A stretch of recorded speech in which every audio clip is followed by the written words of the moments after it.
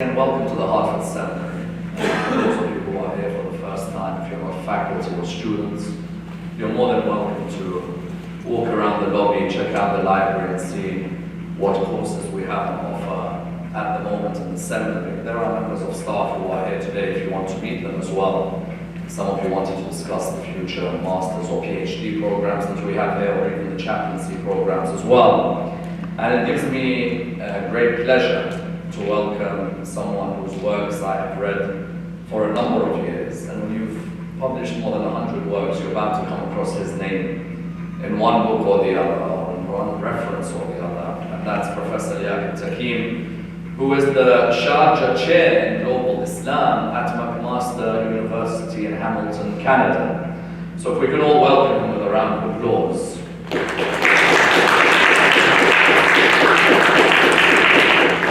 I'm so grateful for Professor to take time out of his busy schedule to come here and address us on a topic which I believe is of the utmost importance, as well as one of the most fascinating topics in the Muslim world today, discussing contemporary issues concerning not just Islamic law, which sometimes can really drag as a discussion on nights like this, but contemporary discussions concerning the Muslim community and demographic in the West and how Islamic law affects them. Because for many years, Islamic law was what I would call Middle Eastern centric. Yes, and if you were to look at a lot of the literature of Islamic law, you'll find that many of the greatest scholars of law are representing the Middle East, are representing North Africa.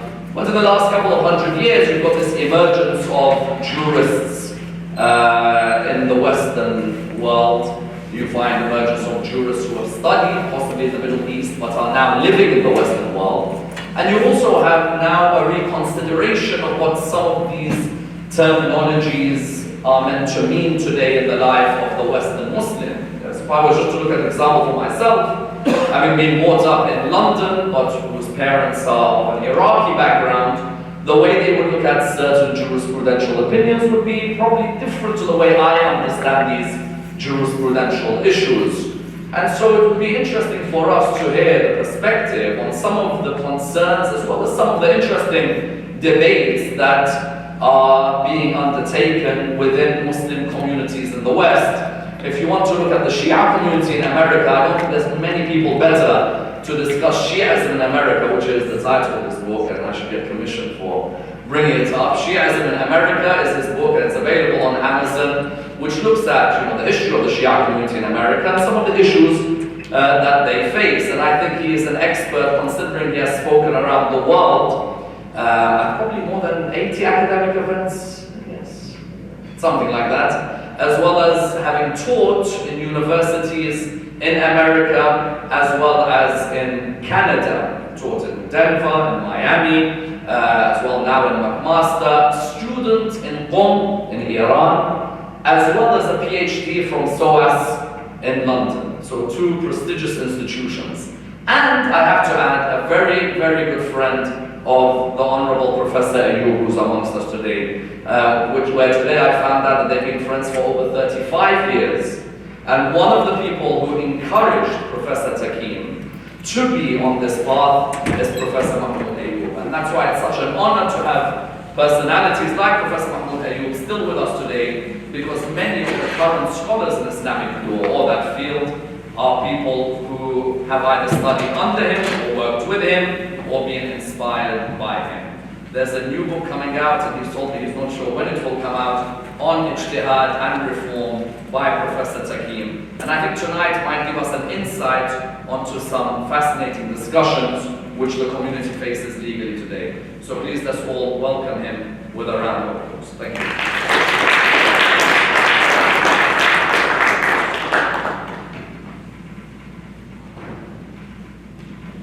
Good evening and assalamu alaikum. It's a great pleasure and honor to be here in front of you. And I should thank Imam for the invitation, the Imam Chair, Islamic Studies, to talk about a topic which is very dear to me, which is not only Islamic law, but the application of that law in the West. where the Muslims are in the minority. It is what has been called also diasporic jurisprudence. Jurisprudence in the diaspora. First of all, only two comments, which is that, oh, I cannot hear. Is this anybody? There. Is anybody on?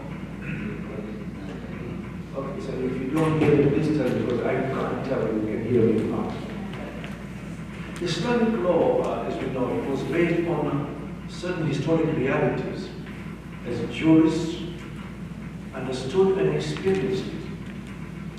And it's important to remember that Islamic law did not develop in a vacuum. It developed in a particular context. And it's here that we need to make a distinction, which I think even Muslims fail to comprehend, the distinction between Sharia and Fiqh. Very often we apply the term Islamic law. When we use the term Islamic law, what exactly are we referring to? The Sharia or Fiqh? The two are not the same. The Sharia are the values, the laws that have been enshrined in the Quran and to some degree in the Sunnah, tradition of the Prophet. Whereas Fiqh is a human understanding of the Sharia.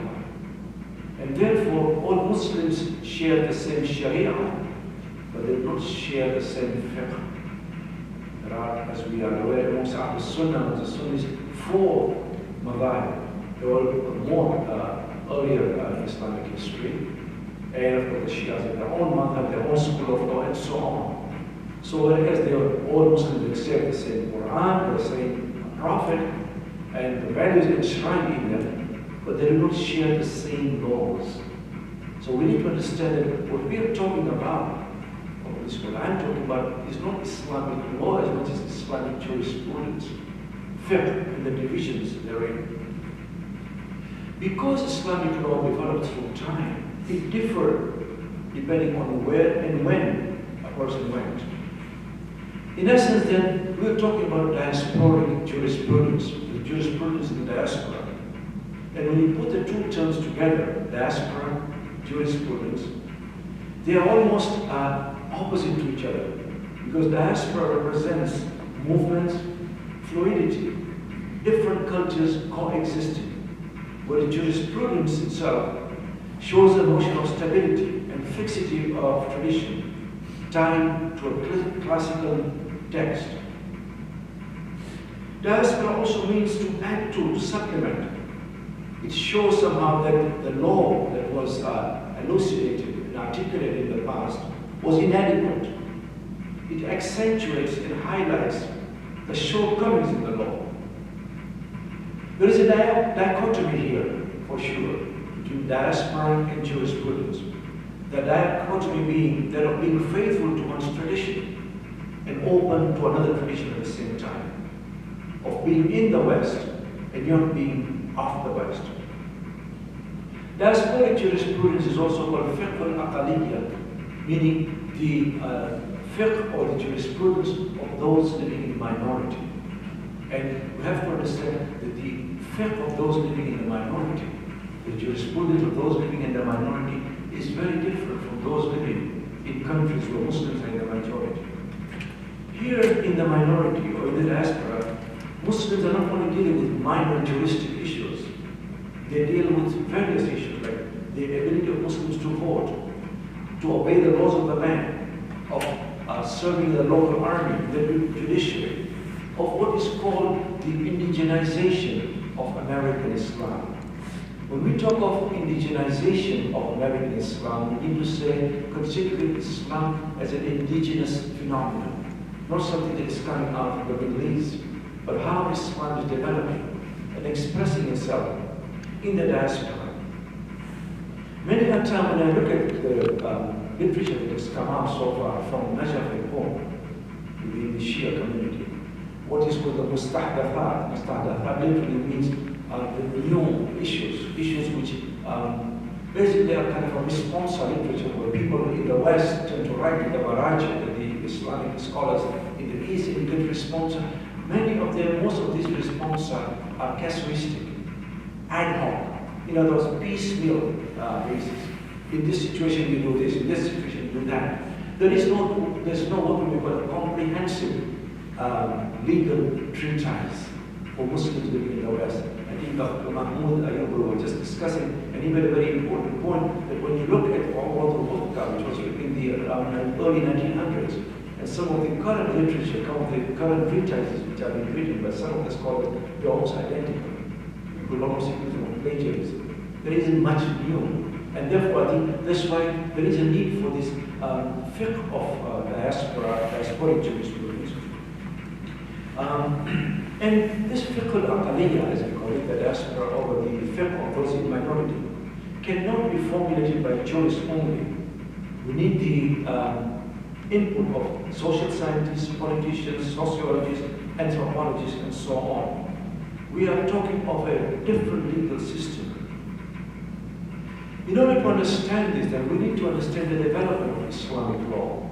To start with, Sharia or Islamic law did not develop out of scratch, out of nothing.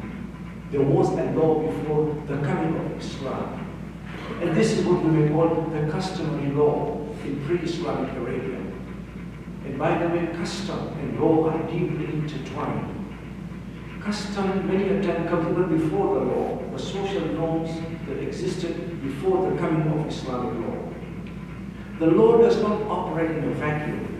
If it ignores the social norms of the culture, then it becomes irrelevant in the hearts and the minds of the believers. It is because of this, by the way, that the mujtahid, one who exercises ijtihad, one of the prerequisites of ijtihad is that the mujtahid, the one who exercises this jurist, must know the custom of the time. Not only of where he lives, but the community that he's addressing. He must know what is called the Prof. Custom is the Urf here. Urf is the local custom of the people. And we also need to understand that Islamic law incorporated a lot of the Urf, a lot of the custom that existed before Islam.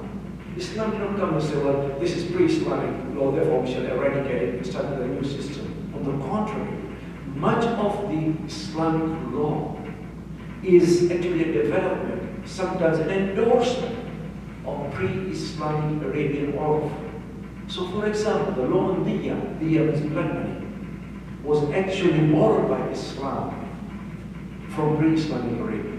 Laws on marriages many a time, business transactions, and so on.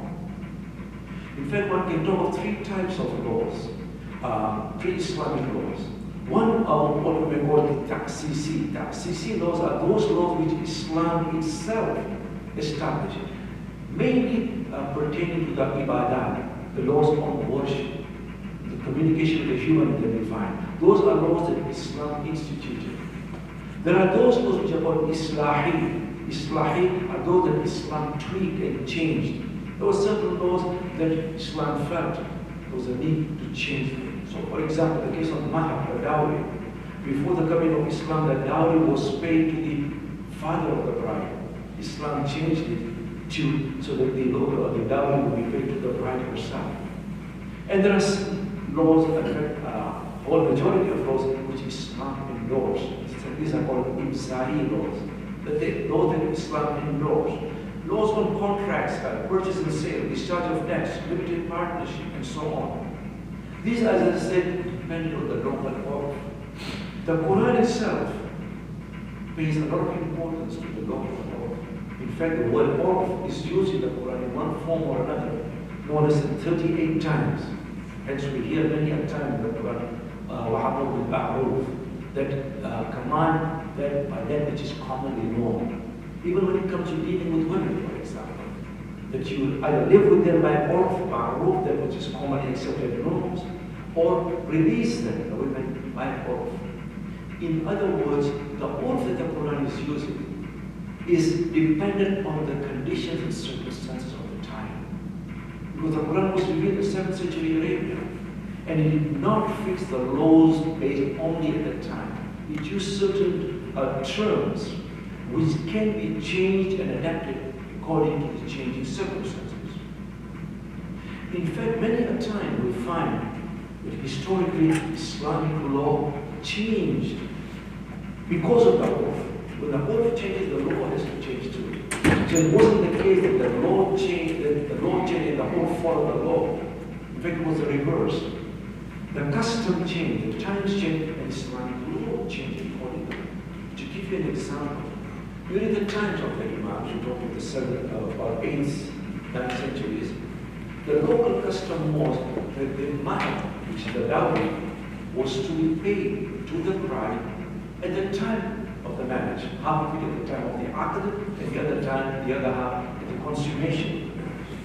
So if, for example, a woman claimed that she did not receive her mahar, she did not receive the dowry, because the custom was that the mahar was to be paid at the time of the marriage, he, that is the husband, had to produce evidence that he had actually given the mahar to his wife. Now, if you fast forward to the time of Shi'i in the 14th century, then the custom had changed now. The mahar was not to be paid at the time of the marriage, it could be deferred, it could even be forgiven. In other words, they could agree that you can pay me at the time of divorce. If you ever get divorced, you can pay me after so many years. And then if she claimed that she did not receive the mahar, now the onus was on her to show that she did not receive the mahar, because the whole custom had changed. And there are many other examples where Islamic law changed based on the urf. And in many ways, the urf determines the law, not the other way around. So you can see here how laws change with time. To give you one or two examples. Now, of course, we're talking of transgender surgery, and by the way, that is allowed in Islam under certain circumstances. Can anybody guess which is the country which has the most transgender surgery? Iran is. Ironically, of all places. In any case, the question that is posed, if the mother changes her gender, she becomes a man. Now, according to Islamic law, the wilayah, that is the authority or guardianship, falls on the father. But now the mother has become the father. Does she then exercise the wilayah over the children? The wilayah that the husband would normally exercise. And there the urf comes to play. Because the urf determines that even though she is male, but actually she is a female. And hence she cannot exercise the guardianship. Another example, that if a person is pronounced brain dead, can you remove the respirator or the machine that is keeping him or her alive? According to Ayatollah Sistani, he says, here we shall depend on the urf, because the urf will determine whether a person is dead or not. And urf determines that death only comes about when the heart stops beating. So even though the person may be brain dead, technically he or she is still alive.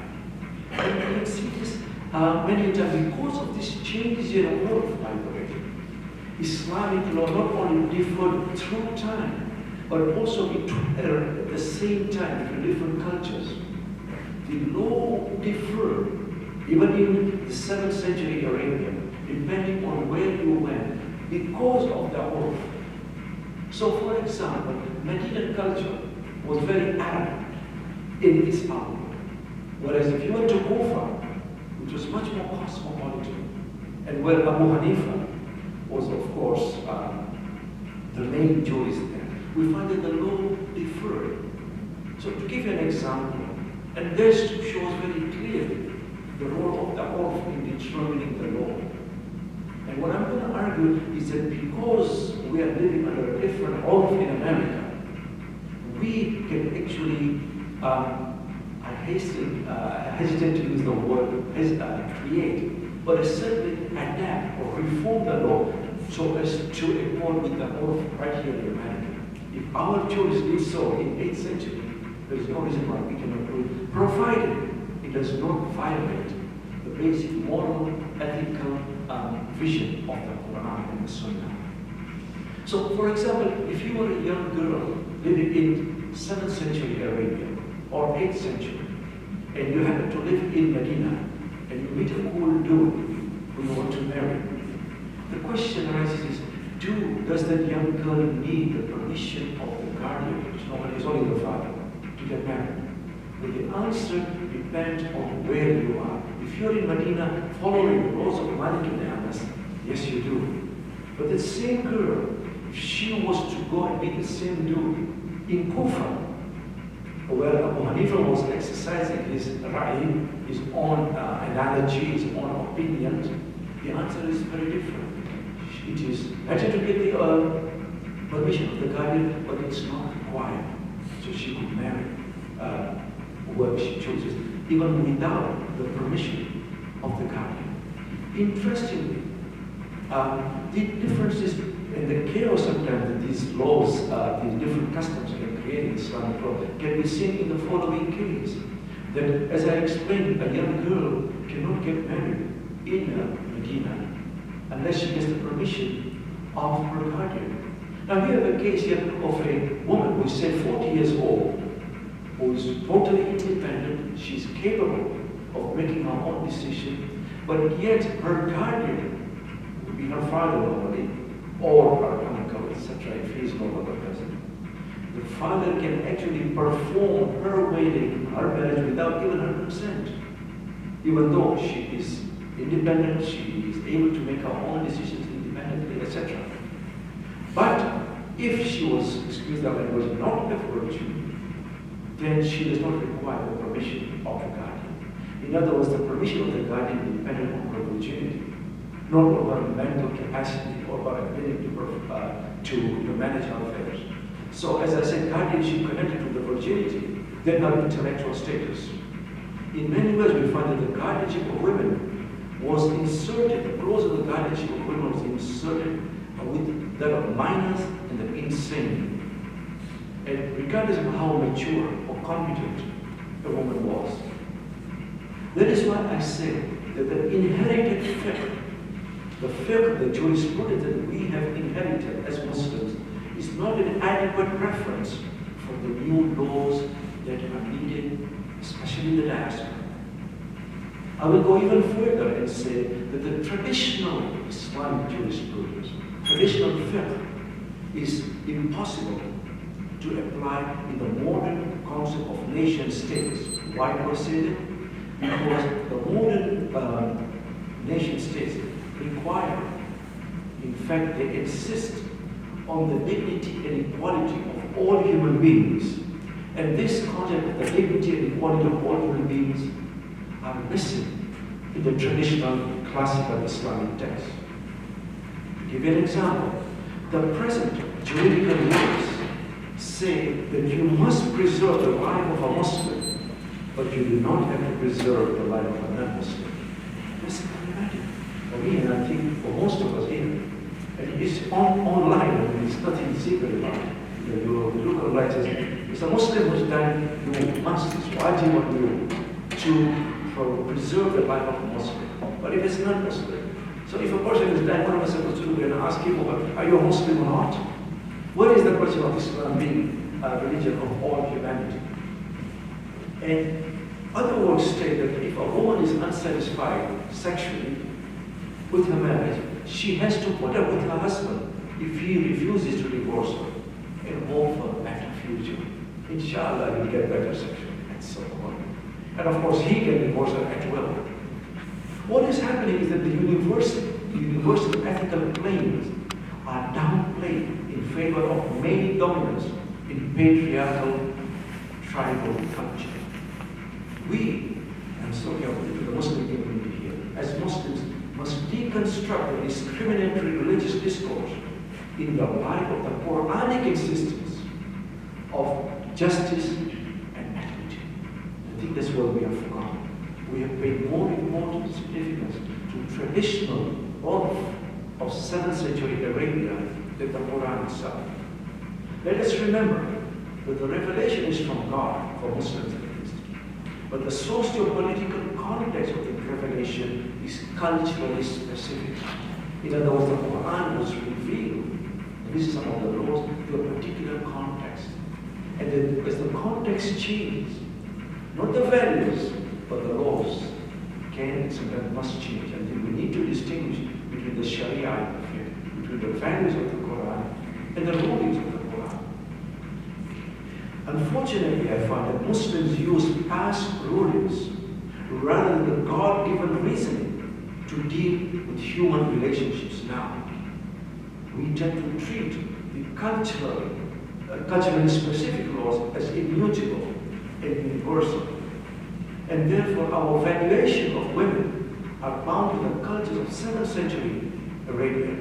And to give you an example of these injustices and inequities being meted out to Muslim women, and again, no offense to anyone, but these are laws in our law books, and it's time that we spoke up about them. Supposing you have a woman whose husband is going to be a war, absolutely without leave, he just disappeared. How long does a woman have to wait before she can get a divorce? I mean, in those days, especially in the 7th, 8th century, there was no Google. You can Google the child to find out, where is he? Is he dead? Is he just wandering around? Or is he got married to a woman who just run away? Does anybody want to guess how many years or how long would a woman have to wait before she can seek a divorce? Anybody?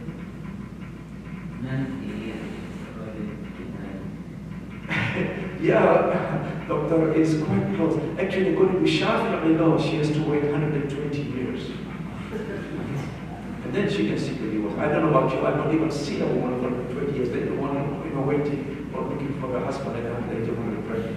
And of course, I think Hanafi laws is like 90 years. Maliki law is a bit more considered. And in fact, many women convert or change their faith to Maliki law in order to get divorced. Because it is stipulated 4 or 5 years during which the Qadi will look around for him if possible. So, what is happening is that the whole Fiqh paradigm, as I call it, the paradigm of our classical jurisprudence, is a very strong patriarchal ethos, whereas our present readings and understanding have a women-friendly ethos.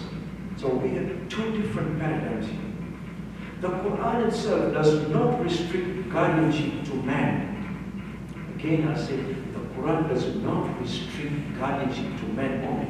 Rather, it merely acknowledges the status quo at that time, which was that men's guardianship was functional, it was not inherent. And that guardianship would change with time. Guardianship in the Quran was based on empowerment, that is, education and income. In those days, women were neither educated, neither could they earn. But if a woman was educated or could earn, she could be her own guardian. In other words, she does not need a male guardian. And she could also, because of her increased income, she could also have custody of the children. At present, as you know, the women's custody of children is highly restricted. But again, these were based on the conditions in 7th or 8th century Arabia. What has happened is the 7th century cultural practices that posited women to be inherently deficient are now deemed to be immutable. Not only do we deem them to be immutable, we impose that oath in our own times here. Where ironically, women are frequently more educated than men. By the way, I don't know whether you saw only last week, 3 women, they were at the flight cruise. Did you remember, you hear about that? They were actually Muslim women from Brunei, yeah. And they flew, I've never seen them on a flight from only women. First time they flew a Dreamliner. You know where they landed? Saudi Arabia, the whole places, probably proper hijab and so on. That goes to show that many a time women are more educated than men. In fact, what is happening is that the laws that were legislated based on the whole field of Arabia are imposed on North America. I would argue that there is nothing sacred about Islamic laws on the guardianship of women, or that a slave girl should not cover her hair in public. This is what traditional law tells us. Or that the diya, that is the blood money of a non-Muslim, should be only a 12th of that of a Muslim. These were posited based on the local custom, which the Prophet endorsed based on certain practices. If different practices had prevailed at that time, the Quran would probably have endorsed them too, as long as these practices did not violate its moral and ethical vision. I found no statement from the Prophet or in the Quran that requires Muslims to follow pre-Islamic laws that were endorsed in the 7th century. Based on this then, we as Muslims in the West can use the customs of what is called Siratul Uqala'iyya. Siratul Uqala'iyya is the behavioral pattern of those who are people of reason, so to say, people of Uqala. In other words, people of reason, reasonable people. And notice one thing, that the whole of the custom that Islam adopted in 7th century Arabia was not the custom of Muslims only. It was the custom of non-Muslims too.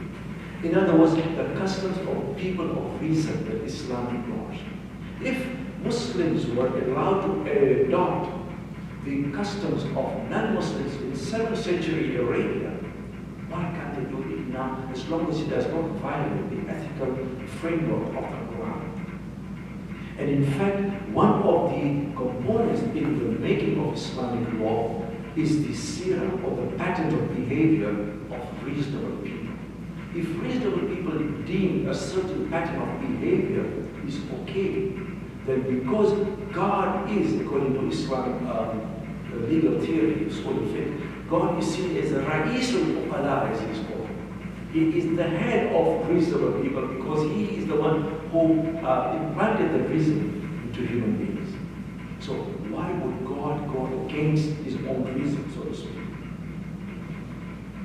It is because of this that I think that Muslims are able to carve out their own space and create new laws based on the needs of the time in the diaspora. New laws, for example, on the question of inheritance. According to traditional Islamic law, a woman can inherit a portion of the wealth of the husband, depending on how many heirs there are, up to an eighth. She can even inherit part of the house, but she cannot inherit the land on which the house stands. Now, I don't know, where did the house fall upon the end? Now those Jews are revisiting that process. No, if she can inherit the house, surely she can also inherit the land on which the house stands. Another issue that now Muslims are revisiting, and this pertains to the book that I'm writing, the third book that Dr. Amar mentioned on ijtihad and reformation. The question of female judges. Traditionally, women have not been allowed in the judiciary now, certainly not to serve as judges. There is nothing in the Quran, by the way, which prohibits a woman from being a judge. Nothing in the Hadith either, which prohibits a woman from being a judge. It was based on local custom, based on the consensus. Whose consensus? Of the jurists. Who are the jurists? The men. So now we are revisiting many of these laws, especially here. We need to understand also that the competence of a jurist is not only dependent on what he knows, and jurists normally are men. Now we're getting female jurists. The competence of a jurist is not dependent only on what he knows, but also on how he applies the knowledge that he has acquired, on how he uses the knowledge. And now I want to introduce another term, which I think is also important, which is there are cases, there are instances where the Sharia is silent. In Sunnah of the past, we have seen cases of what is called siyasat al-Sharia. That is what we call in usul al-fiqh, mintab al-farah. That is areas where there is vacuum, where the Sharia is silent. And where a jurist can formulate laws, create laws, according to the needs of the time. In the past, siyasat al-Sharia was left to the discretion of the ruler. Even laws of ta'zir, whereby punishment. When the Sharia is silent, then the ruler himself can actually create a punishment based on the needs of the time. And here I'm not only talking of punishment, I'm also talking of laws. If you look at the writing of the eminent Shia scholar Muhammad Bakr al-Sadr, he talks of the mintab al-farah, that is the vacuum and the vacuum, where the Sharia is silent, Islamic law is silent, and where a jurist can actually create laws. They revise laws also. And I'll give you one or two examples to show you. how the Sharia is not totalitarian, nor is it comprehensive. We need to explore the realm beyond the law. So, for example, and Jafar Subhani, an eminent scholar, says very clearly that the urf, the custom, the local custom, is the reference point in Metakul Firar, in areas of where there is a vacuum. Issues of, for example, copyright. Islamic law never acknowledged the right copyright before in the past. I've been the victim of this myself, where I have translated a book, it's gone to Iran, somebody just publishes it and makes money out of it, which is okay on one hand, but there is an ethical component to this. At least seek the permission of the authors. Well, there are no copyrights in laws of Islam. No, so this is nothing short of intellectual theft, in my opinion, at least. That when you can just steal someone's ideas and then pretend they are of your own. Issues like statues and paintings, which were at one time viewed by local customs as objects of worship and veneration. But now they are only displayed for aesthetic or artistic purposes. Nobody worships a statue, this and not in nowadays here in the West. Therefore, Jafar Subhani said that rulings on displaying of statues and works of art must be reconsidered, since the laws have changed and have to change the vagaries of time. Another example we will discuss with Dr. Ahmad at lunch today, which is the question of stoning. Because as we are aware, stoning is seen as barbaric, and it is. It was accepted in the olden times, and the Old Testament also accepts it.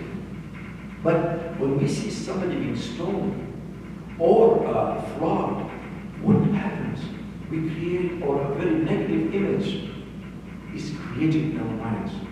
How can we do that? I remember reading a book where some visitor was telling us that, even a group of visitors visited Saudi Arabia, and he was being given a tour of Jeddah, and the local tour guide says, you see that land, the playing field there? You know what we do here on Friday afternoon? He says, no. He says, oh, we behead people after the Jummah. Now that doesn't create a very good image of Islam or the Muslim people. And therefore, Ayatollah Bojnuri reports that he wrote to Ayatollah Khomeini when he passed away, telling him that what is important in Islam is not only the punishment, but also the image of Islam. In fact, the image of Islam is more important than the punishment. You can always change the form of punishment. After all, the whole purpose of punishment is corrective behavior. If a particular form of punishment is actually demeaning Islam or creating a wrong image of Islam, should we not then change that form of punishment? And I was not be arguing with him, it is quite possible that the person who is, because you are supposed to be rotted in a pit and sand and stones around you, but the person who is clever enough might just get out of the pit and run away. And at that point, Ayatollah Khomeini apparently responded that if it is disparaging or creating a very wrong image of Islam, then tell the judiciary to change them, then not to carry out stories. At least in Iran, I don't know about other parts of the world. When we look at it this way, then, the reading that I am proposing will mean that both will shape rather than explain aspects of Islamic law. Again, I would agree that such a reading that I am proposing will shape rather than just explain Islamic law in America. This type of reading will change our understanding of many aspects of child custody, for example. Women's testimony, which I have a problem with, that we told this with one man, it was based on a particular context. We've forgotten that. And such a reading of the text will also change our understanding of inheritance, of guardianship, women's ability to give unilateral divorce. Someone like Salami says very clearly, and it's translated, this work hopefully published, whereby he argues that if a man has a right to unilaterally divorce his wife, then she, based on a okada, that is the opinion of reasonable people, and let's not forget, justice of God. I think we've forgotten that. To me, a just God cannot legislate laws which are unjust. It goes against the essence of God. And he says, if a woman is not actually promoting divorce, But he said, if a woman wants to divorce her husband, because for whatever reason, and he says, and he said, that even if, so, for example, she just doesn't like him anymore, she has found somebody else who she wants to live with. If a man can do that, why can't a woman? So she has provided she gives back the mahar that she received, and she can also unilaterally divorce the husband. But that is kind of quite new. And by the way, Sinai also allows women to lead men in prayers for Jumu'ahs or Friday prayers too. And that's new too. Anyway, before I finish that, based on such a reading of Islam, we have to reevaluate the laws of apostasy, forms of punishment, universal human rights. Let us not forget that Islam came to liberate the mind, not to close it. We need to learn from history, not in time. We, as Muslims, cannot limit God to 7th century Arabia. We cannot limit God to 7th century Arabia for a simple reason. That an eternal God speaks eternally. He doesn't want to speak to 7th century times. We need to go beyond the language of the Quran to the spirit of the Quran, rather than just the language of the Quran. To be fully engaged in the American political and social order, then, we need to articulate the rules of Islamic law that interface with American customary law, rather than essentializing and modifying certain aspects of Islamic law based on the legal order which was articulated in classical text. American customary law, that is all, must be recognized as a valid source of prescription, especially where Islamic law allows recourse to local custom. Unless there is an explicit prohibition in the Quran, we need to use American law for self-empowerment and to gain access to the highest political and civic order. Thank you very much.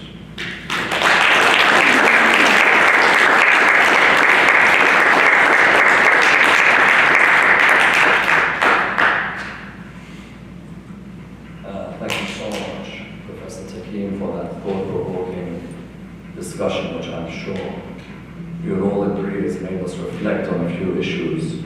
So we'll open the floor for a question and answer session. And Professor's jumped in straight away. Professor, I have the mic, so can't I go ahead with you? Okay, that doesn't sound like you're supporting on that issue. Professor, go ahead. Go ahead with the first question, please. No, you go ahead. Okay, I just want to, I have two small points. The first point is I want to thank my brother, Liyakat, for calling the Imam Ali chair of Islamic studies. Just to correct, we called it the Imam Ali chair for Shi'i studies and dialogue among the Islamic legal schools. But I'm very happy that you made that mistake because that's what we want to study. This is as understood and practiced by Shi'is. My other point is, how do you read you say that Sinai is new with regard to allowing women to sue for divorce. But isn't this a lot of Quran where a woman came to the Prophet and said, my husband is a righteous man, he is a wonderful man, but I hate him. And if it were not for fear from Allah, I would spit in his face. And the Prophet said, what did he give you? She said, an auction. And he said, رد عليه حقيقة. Return his auction to him, and he divorced them in what came to be known as Talaq al-Khula', which does not allow resumption of the old marriage. Maybe you can comment. Yes, I'm aware of Talaq al-Khula', whereby a woman literally has to ransom something in order to gain her freedom. But the issues are, some jurists have said that if he refuses And some husbands refuse to divorce simply because they want to get even on the woman, torment the wife, then she has no recourse to the talaq. Or some say that he can ask for anything he likes as compensation for the talaq, and he can ask for such an exorbitant amount that there is no way that she can actually come up with that amount. What Sada is proposing is going beyond this traditional form of khula. He says that even if the husband says no, I mean, he is maintaining or is performing his duties as a husband. But if he says no, I do not want to divorce her, because he has the right to unilaterally divorce her, she should have the same rights. So regardless of what he may ask for in return, or regardless of whether he accepts the khula or not, she should still be allowed to unilaterally divorce her. In Egypt, there was a change about, maybe a couple of decades ago, to allow the women to have such a divorce. There were thousands of them waiting for such a permission. Yeah, I can imagine that the intent here is not to encourage divorce as much as to give women the same rights as men to divorce. Any further questions? Next question. Yes. When we look at the result of the book and the rights of wives and so forth, what do we know about the authenticity of that document in its entirety? And then the particular provisions that are described there with respect to the wife and her husband being considered below him and needing to obey him in every matter. When you talk about the result of the book, yes, this is a treatise written, reported, I should say, from the fourth Shi'a Imam Manzil al-Abidin. To start with, we cannot be 100% sure of the authenticity of the entire document of the Salaf. In fact, this Shi'a Muslim, the only document that is only completely authentic is the Quran. Nothing else other than that, or anything else. The Shi'a is known as Sahih book, or the Sunnahs. So that's one point. And secondly, these are seen as what we would call mere recommendations, prescriptions, rather than legal ordinances in the Risalat al-Hukm. So, for example, a jurist would not normally pass a law, a ruling, based on Risalat al-Hukm, because he cannot be sure of its complete authenticity. Second question, I mean, this proposal you're making and the dialogue and discussion, one, how common do you think this topic is amongst people within the field of jurisprudence here in the United States? Two, to propose these ideas to bring the laws and the legal aspects of Islamic law up to modern standards, so to speak, or of the contemporary time, how likely is that to happen? And three, we may change legal rulings, but how do you change patriarchal mentality that is so ingrained globally, it doesn't know any boundaries really, but how do you really affect a positive change so that people within communities are not ostracized or, socially, given the status of pariah? For example, in a recent talk given in one of our mosques in Maryland, the discussion of divorce was called the pathology of divorce. And when we look at these examples in the Sirah, we see that the Prophet dealt with all kinds of reasons for divorce, things that we would consider petty today even. We look at the story of Zayd and Zaynab, for example, even there was an issue of her not accepting his social status. So how do we go from that to really making sure our communities fully understand the spirit of the Prophet and the message of Islam? I'm still formulating certain ideas, I must have begun. It's a work in progress. But I honestly believe that our Islamic legal theory, usul al-fiqh, is actually in need of some kind of revision. Our usul al-fiqh legal theory has become so convoluted that we are splitting hairs rather than dealing with real issues. And most of the ijtihad, most of the legal reasoning is constrained by the text. Our jurists need to go beyond the text in order to get into the laws that we are dealing with here. In other words, that all of Islam. And we were in a seminar, I remember in Birmingham with Hakim Daman last year. And he told me very clearly, he says, traditionally, scholars have not treated all of custom as a source of law. And that's where we are going wrong. In his view, he said that we should be treating oath as a source of law, as a necessary principle in ijtihad, in reformation. Because when we then we are constrained by the Quran and the Hadith, which were in a particular context. We are not going beyond that context. Not only the oath, but also reason. If you look at reason, it was only considered as a source of law in the time of Ibn Idris, not before, which is in the 14th century. And even then, as Dr. Sada says, we find it is more theoretical than practical. So in order to implement or introduce these differences, I think we need large-scale changes in ijtihad, the principles of usul al-fiqh, unless and until we do this, see the common people, as we're talking of, avoiding ostracization, etc., they depend on the rulings coming from Qom and Najaf. And unless those rulings change with time, I have found, I'd like to say, in my experience, there is a kind of an intellectual revolution going on in the seminaries themselves. This intellectual revolution is kind of based on the pitting, shall we say, the older and the younger ayatollahs. Because the older ayatollahs are still very much sticking to their guns, the old traditional form. And the younger ayatollahs, at least, are talking of fiqh al-puya.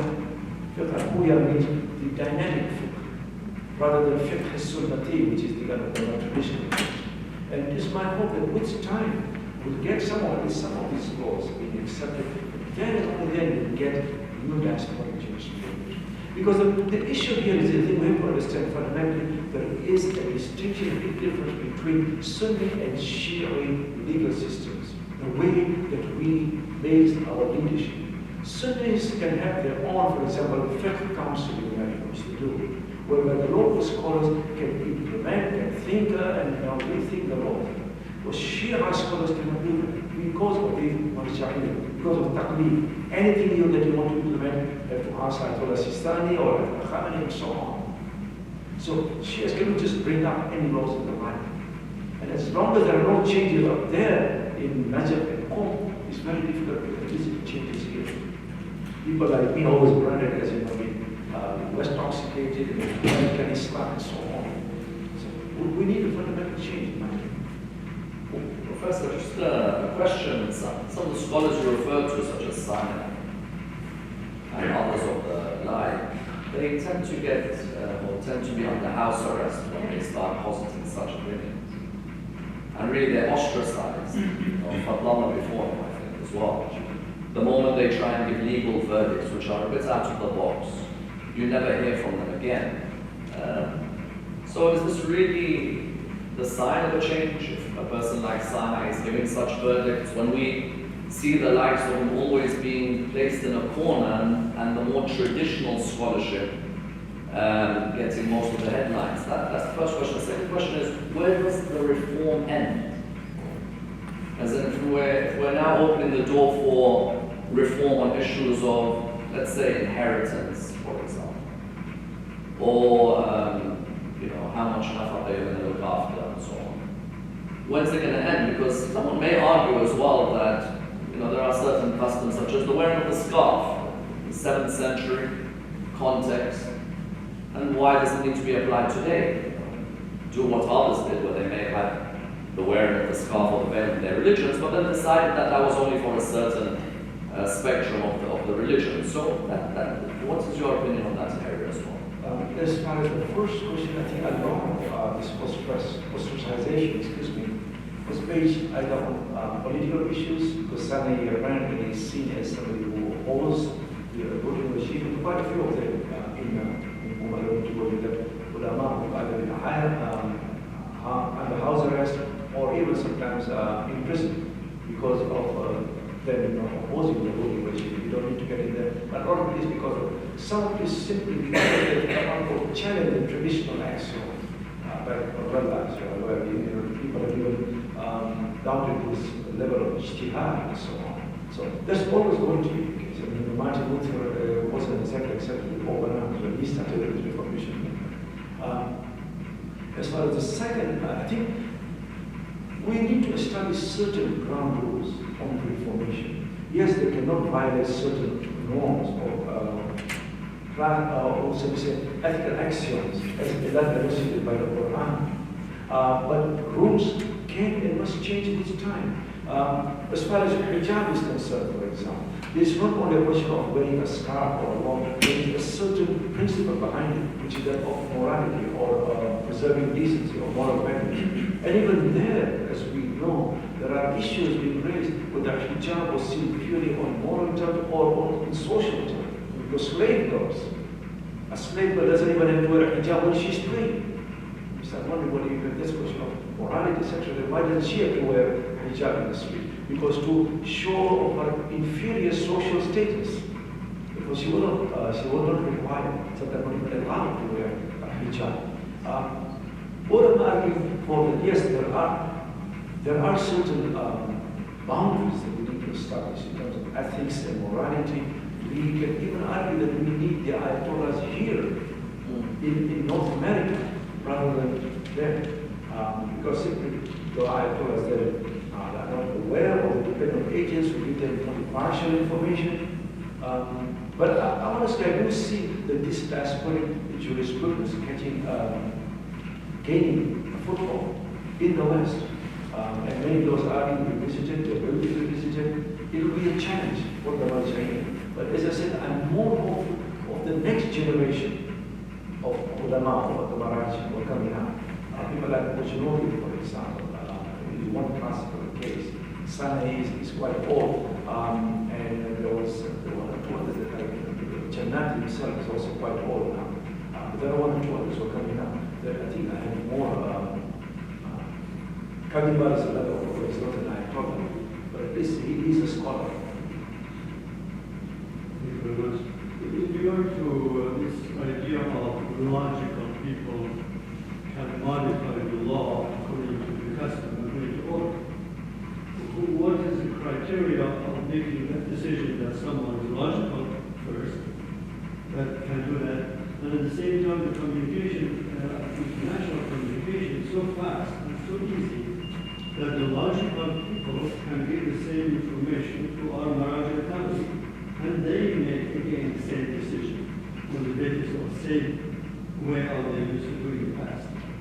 But there are two types of sirah, two types of sirah al-ayyan and the sharia. What the sharia is the pattern of behavior of those who accept the sharia.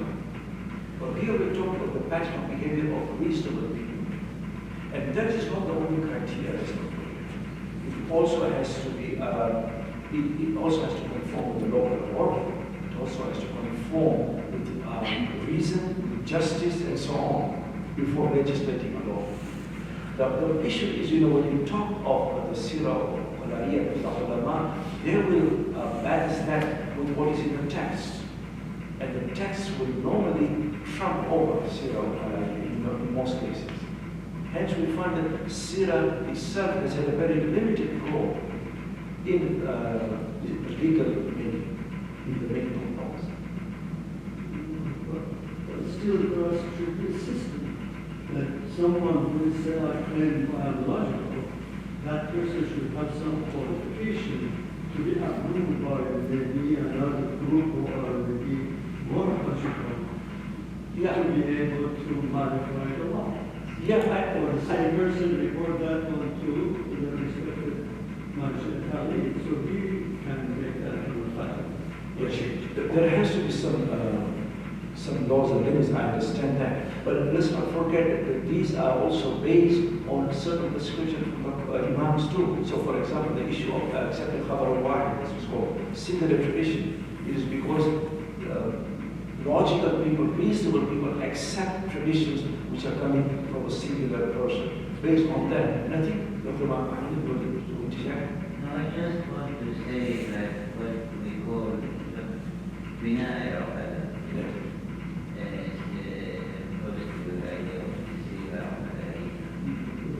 it means following the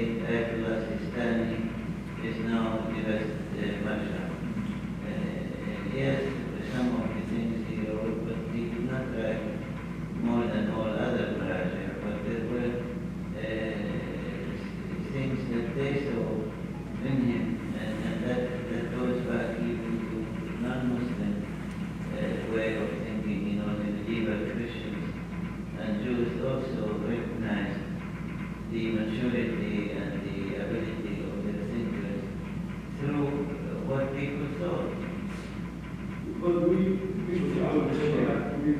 are not experts to make that kind of decision. I don't think that I've suggested that people can just make a decision willy-nilly and decide on their own. Of course, there has to be a panel of jurists. And I would argue that we need more panel of jurists rather than individual jurists, because the scope has increased so vastly now that one singular person cannot be the expert in every field of Islamic studies.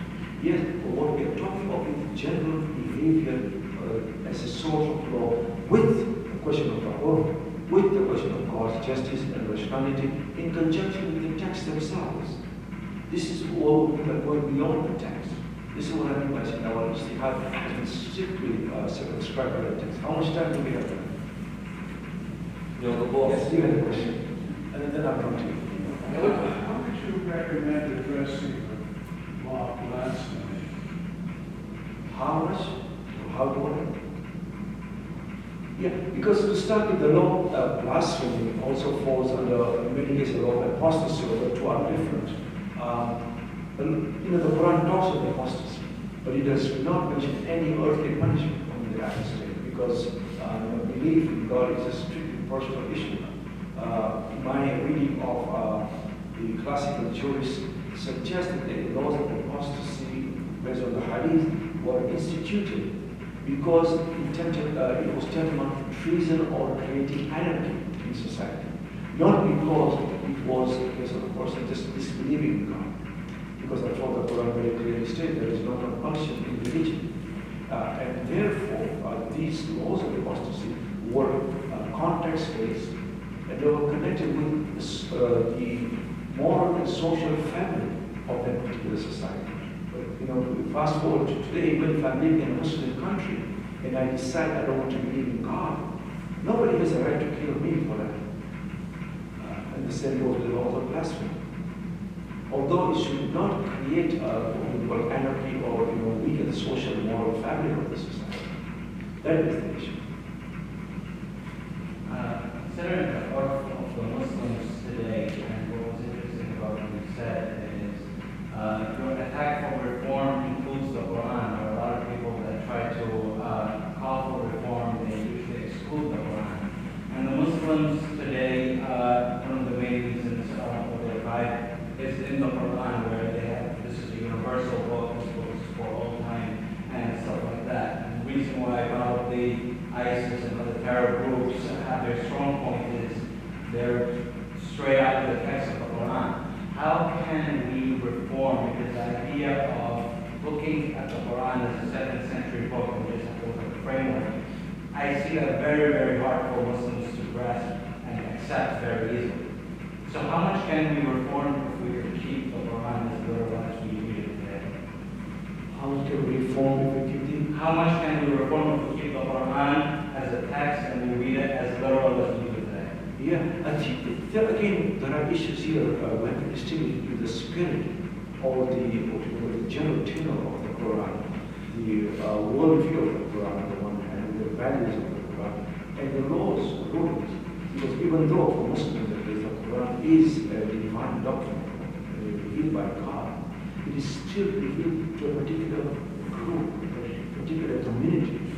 If we were to accept that the Quran is a universal document which has to be applied at all times literally, then we should be accepting slavery today. Then we should be talking of camels and barley and oats.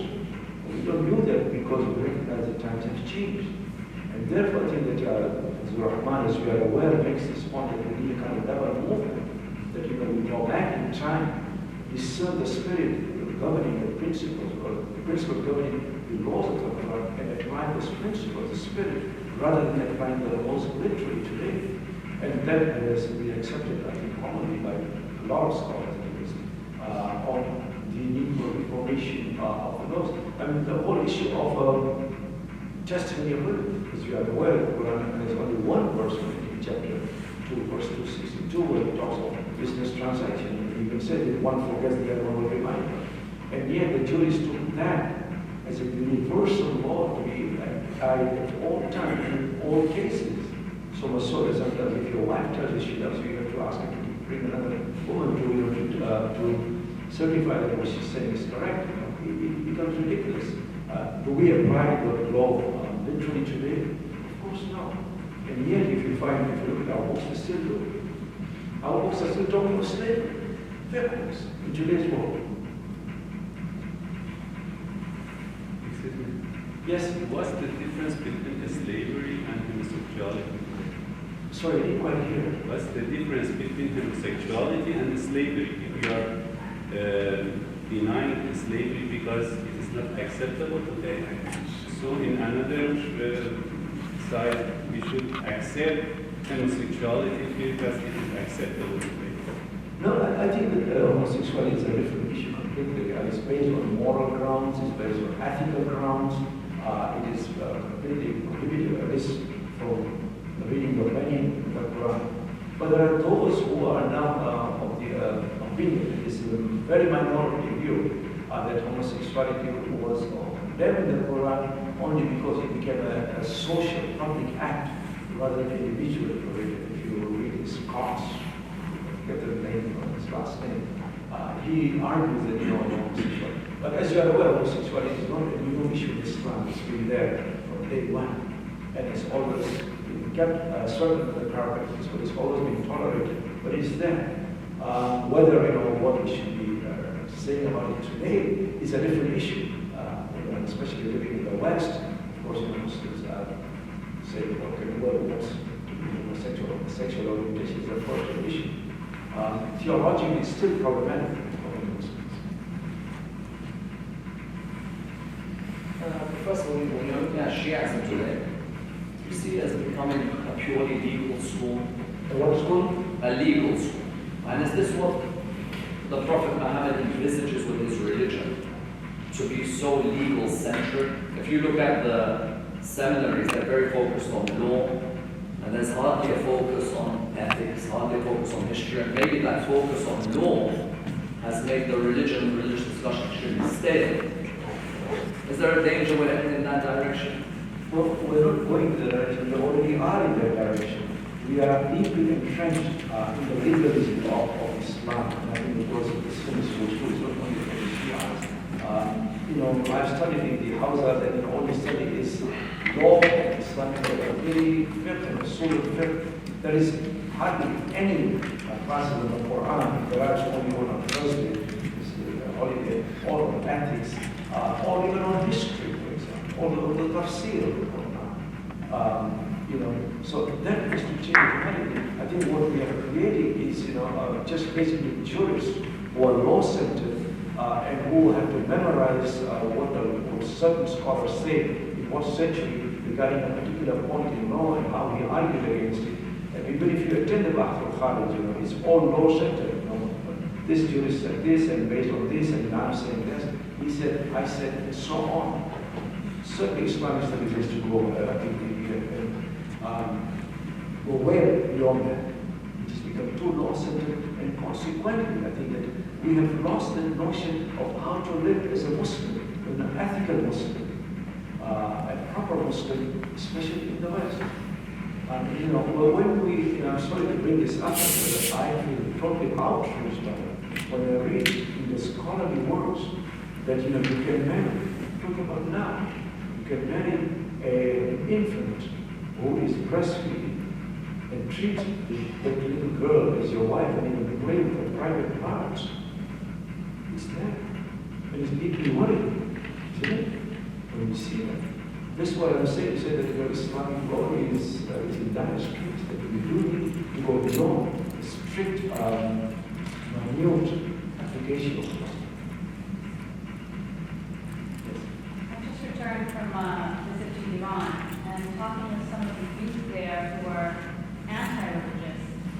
The sentiment that they bring forward is that they're forced to believe. They're raised, indoctrinated, and it's like legislation through the Sharia, through Fiqh, is forced upon the people. And there's no freedom of thought, there's no freedom to arrive at the truth themselves, come to the spirit of religion. So this is obviously one opinion, there's others. But it made me think about what does it mean to institute law within religion? What does it mean to enforce law within a religious structure or within even a state structure? And how does one, where are we supposed to go as Muslims based on the guidance of the Prophet in terms of implementing an Islamic society? How does one nurture religion so that it's within a human being versus imposing religion upon people and restricting their minds and restricting their capacities and instituting some of these kind of backwards rulings and so forth? I think Iraq is a different case, personally, because there are the Iranian youth are not rebelling in religion or against religion as much as the way that religion is being practiced is being imposed on them, and it's also connected with the regime itself. Where the regime is, clamping down on freedom of expression, on freedom of the press, and on so many issues. On this Wilayat al-Faqih issue, to the extent that I've heard him say himself that whoever does not accept Wilayat al-Faqih will consider him or her to be heretic. So I'm a heretic because I don't accept Wilayat al-Faqih, and so on. I think that they are rebelling against that aspect of Islam too. I don't think that they are rebelling against Islam itself, but also the way that Islam is being explained to them, the do's and not do's. And therefore you will find that they are clamoring towards the works of people who have a different understanding of Islam. People like Soros, for example. I don't say that I agree with everything Soros says, or Sachidina, for example, or McMaster, or Kadiba, and so on, who I think have a more broader and more just ecumenical, universal view of Islam, rather than the do's and don't-do's and a very minute kind of detail. It's also the way that they preach. My own understanding is that the youths are rebelling against the mullahs. That is my understanding too. When the mullah goes from home to Tehran, he takes off his turban because he knows he's going to be respected in Tehran. It's okay with him home. Many mullahs are pleased.